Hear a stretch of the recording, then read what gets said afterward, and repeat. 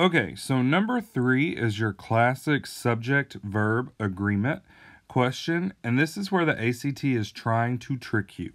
So notice, whenever you read this, you see the designs, and you're like, oh, okay, the designs were.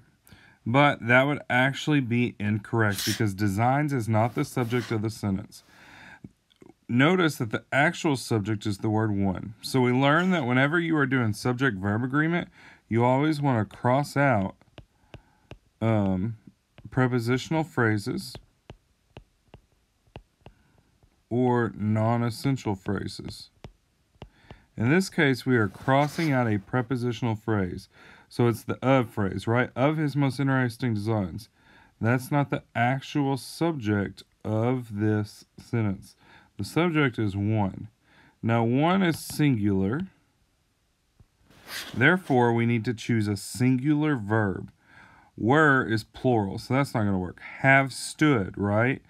All singular verbs are going to end in S, so have does not work.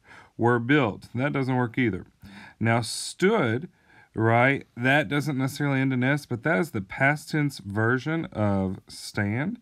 So, one stood in Las Vegas. That does work. This would work for a singular verb.